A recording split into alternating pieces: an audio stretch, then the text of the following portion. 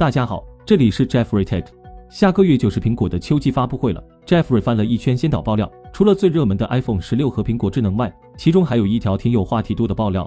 Apple Watch 10周年，苹果手表或将迎来大更新，表身变薄，表带改为磁吸连接，命名极有可能会是 Apple Watch X。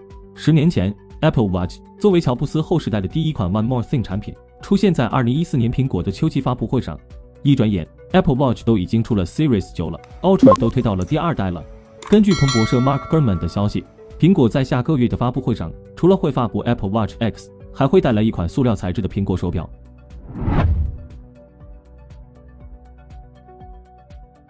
据彭博社记者马克·古尔曼透露，下一代 Apple Watch SE 可能会取消铝金属表壳，转而采用一种硬度与耐用性均表现优异的塑料材质。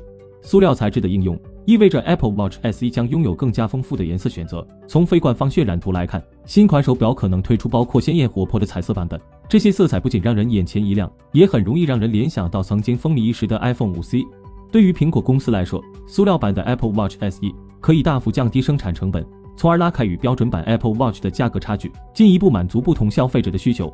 目前的 Apple Watch SE 型号售价为$250，但改用塑料可能会让苹果以更低的价格提供该设备，以更好的与提供价格更实惠的智能手表的公司竞争。对于追求个性化和时尚感的年轻消费者来说，彩色版的 Apple Watch SE 也可以给用户提供更多不同的选择。那么问题来了，如果 Apple Watch 采用的塑料表壳，你还会买吗？先不着急给出答案，我们接着往下看。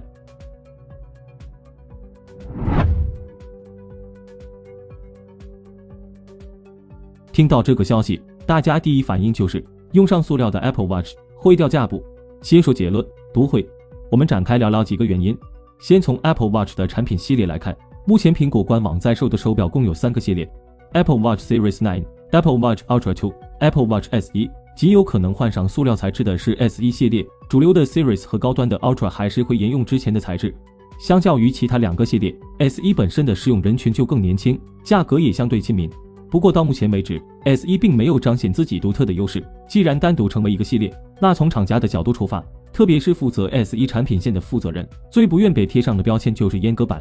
但现实就是如此 ，SE 续航最短，且不支持心电图、血氧浓度、体温检测、屏幕常亮。作为入门版，它在 Watch 系列中的定位和价位，决定了它的功能和上限。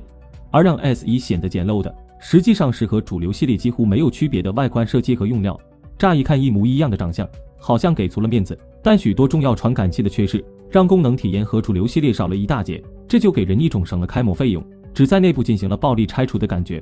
先不管上述的功能是否每天都会用到，起码在用户心里先打了个隔音的结。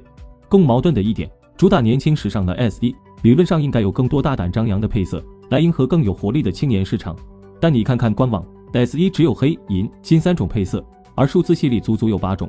倒不是说其他系列抢了 SE 的风头，而是 SE 应该更加突出自己的特色，甚至一些在设计上的独有配色。当软硬件功能受限的时候，时尚和个性就成了产品很好的落脚点。这时塑料材质的加入就有点仙人指路的意思了，因为它完全符合个性、多彩和年轻的设计要求。2013年 iPhone 5C 发布，苹果用聚碳酸酯材料把手机的中框和后盖融为一体。上手和拥有过 5C 的朋友应该对这台特殊 iPhone 的手感还有比较深的印象，因为它不仅没有因为塑料变得廉价，甚至还把一体式的塑料做成了最大的卖点。看起来苹果把 5C 的后盖打磨得非常平整，强光下仔细看也找不出不平整有形变的地方。拿起来机身上柔顺的过渡曲线，加上聚碳酸酯材料本身的亲肤特性，让 5C 非常趁手。一般我们想说一个产品的质感好的时候，几乎不会讲做的真像塑料，这不仅没夸到点上，反而有点阴阳怪气。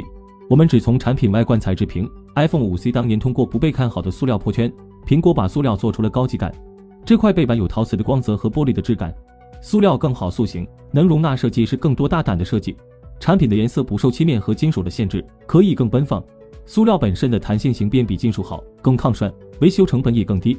这些是苹果已经拥有的过去，也是 Apple Watch SE 可以预见的未来。所以用上塑料，或者说用上经过苹果设计的塑料的 SE，Jeffrey 还挺期待的。毕竟它的功能也就那些，与其当个有改电的简陋版 Watch， 不如在设计和用料上多下点功夫。The Verge 对即将用上新材料的 SE 评价道：塑料材质的 Apple Watch SE 可能适合儿童，这确实令人兴奋。塑料的确会给 SE 的设计提供不少新思路，但如果只用几个花里胡哨的配色，就想让 Apple Watch 受到孩子们的青睐，打开儿童的市场，恐怕没这么简单。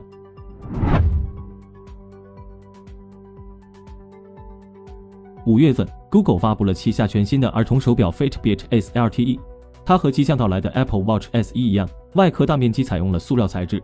不同的是，这是一款由内而外都受到游戏厂商影响的产品。表身侧边的功能按键很像乐高的彩色积木，上面的凸起纹理也是游戏机上常见的符号。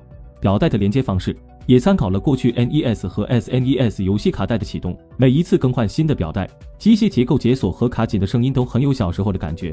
而且，不同的表带不仅是颜色纹理的区别，和手表连接后还能解锁新的表盘主题、头像和系统物品。给儿童做的电子设备，往往是人和娱乐的中介。通过这些产品，孩子们能玩到不一样的游戏。Fitbit SLTE 在此基础上多做了一步，它不仅能玩游戏，它自己本身也是一个好玩的玩具。此外，手表系统里的各种软件功能都是以儿童为核心做出来的。